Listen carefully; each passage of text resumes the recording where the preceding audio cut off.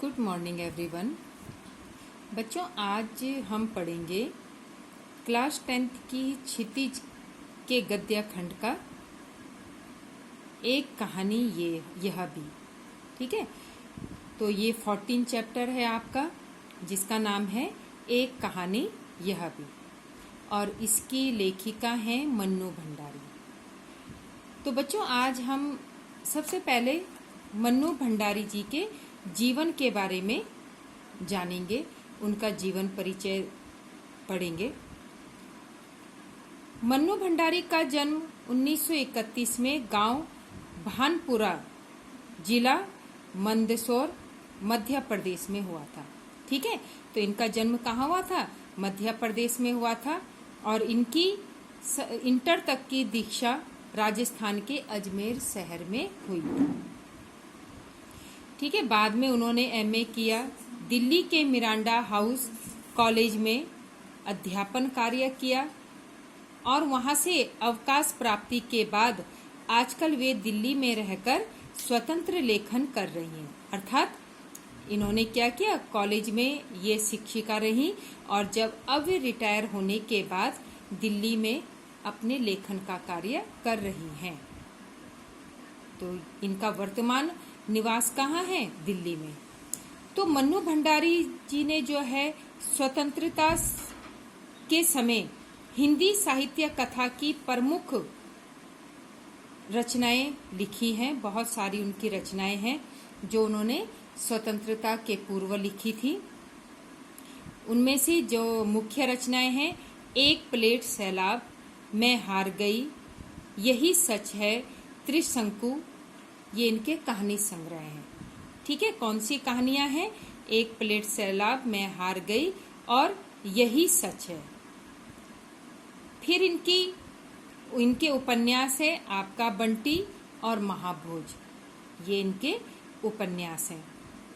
इसके अलावा इन्होंने फिल्म एवं टेलीविजन धारावाहिकों के लिए पटकथाएं भी लिखी। ठीक है, तो इन्होंने कई ऐसे सीरियल हैं, नाटक हैं, जिनके लिए इन्होंने पटकथा लिखी है। एक कहानी यह भी, ये जो चैप्टर है एक कहानी यह भी, इन्होंने अपनी आत्मकथा इसमें लिखी हुई है। अपने बारे में इन्होंने बताया है कि मेरा जीवन किस तरह था, इनके घर के जो सदस्य हैं सभी लोगों के बारे में इन्होंने अपनी इस कथा में वर्णन किया हुआ है, जो हम आगे पढ़ेंगे। उनकी साहित्यिक उपलब्धियों के लिए हिंदी अकादमी ने शिखर सम्मान सहित उन्हें अनेक पुरस्कार दिए।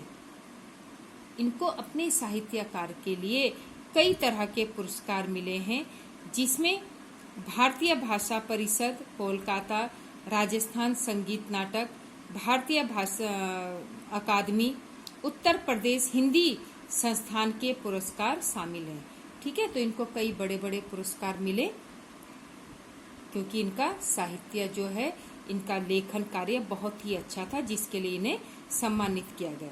तो मन्नू भंडारी की कहानियां हो या उपन्यास, उनकी भाषा तथा शिल्प की सादगी की प्रामाणिक अनुभूति मिलती। उन्होंने, कहने का मतलब ये है कि उन्होंने जो भी कहानियां या उपन्यास लिखे हैं वह इतनी सरल सहज भाषा में लिखे हैं कि हर कोई उनकी तरफ आकर्षित हो जाता है, और उनकी कहानियों में प्रामाणिक मतलब सत्यता झलकती है।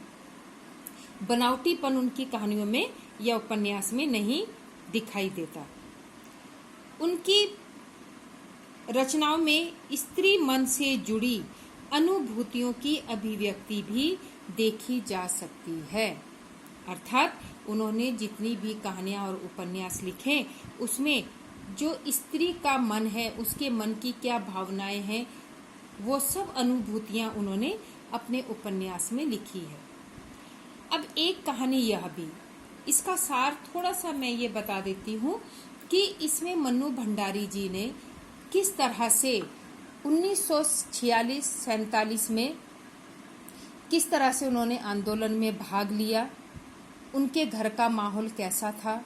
उनके पिताजी बहुत ही सख्त स्वभाव के थे, जो लड़कियों का इस तरह से बाहर जाना अच्छा नहीं मानते थे, लेकिन इसके बावजूद भी मन्नू भंडारी ने स्वतंत्रता आंदोलन में भाग लेकर अपने परिवार का और देश का नाम रोशन किया था।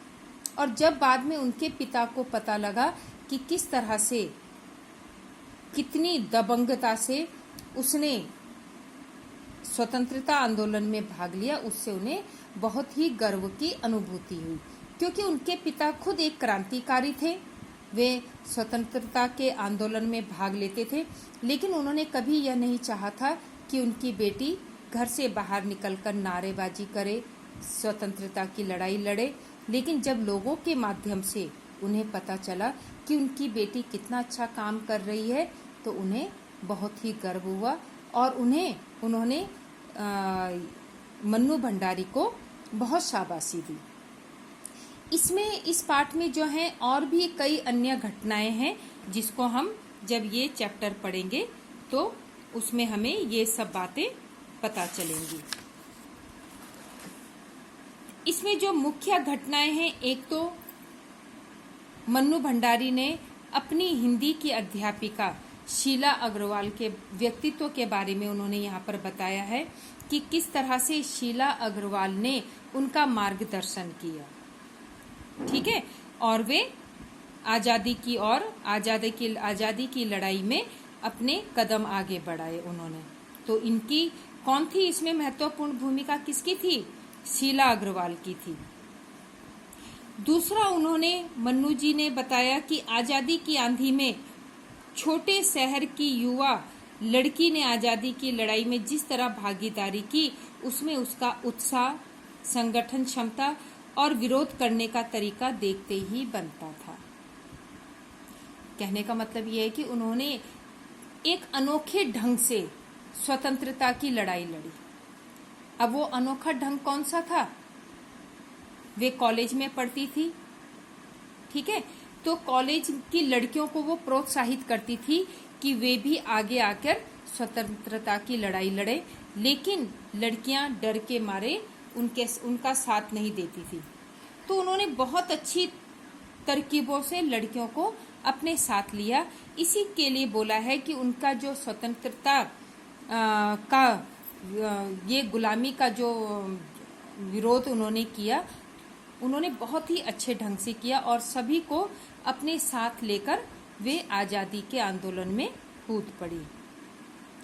तो बच्चों, अभी आपने मन्नू भंडारी जी के जीवन के बारे में लिखना है, उनकी जीवनी लिखनी है अपनी फेयर नोटबुक में, और नेक्स्ट डे फिर हम उनकी कहानी को पढ़ेंगे कि उन्होंने इस कहानी के अंदर किस तरह से अपने जीवन का, अपने पिता के व्यक्तित्व का, अपनी टीचर के व्यक्तित्व का वर्णन उन्होंने किस तरह से किया है।